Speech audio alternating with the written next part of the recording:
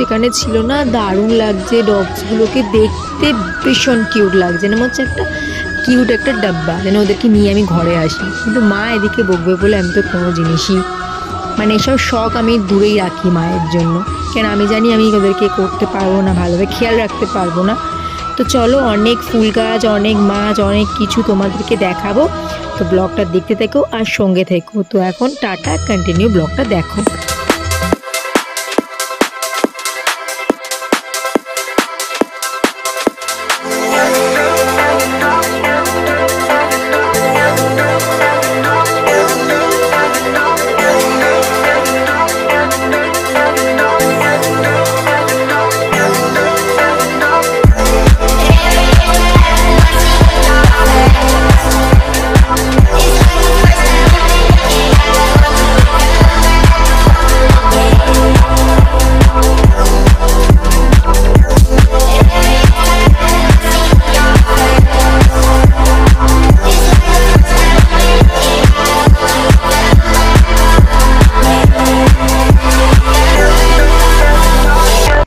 তোমার সাথে যেটুকুনি পেরেছি সেটুকুনি শেয়ার করেছি। আর দেখতেই পাচ্ছ এখানে খরগোশের বাচ্চাগুলোকে ভীষণই কিউট লাগছে, আমার ভীষণই ভালো লাগে খরগোশ। আমার বাড়িতে আগে অনেক খরগোশ ছিল, তারপরে এখন আর নেই, ভীষণ নোংরা করতো, আমরা স্কুলে পড়তাম, মা অত পারতো না ওই জন্য।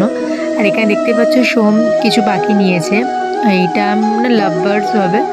আর আমি কিছু কিছু পাখি নাম জানি, ককটেল এইটা যেমন, আর বাদ বাকি পাখির নাম আমি জানি না। আরটা কি পাখি কিনেছে আমি জানি না, ভুলে গেছি।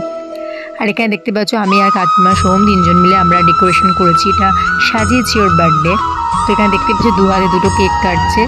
ইয়েলো কেকটা আমার তরফ থেকে ছিল, আর ব্ল্যাক ফরেস্ট না চকলেট হবে ওই কেকটা, ব্ল্যাক ফরেস্ট না ওটা চকলেট কেক আছে, ওটা ওর বাড়ি থেকে দিয়েছিল।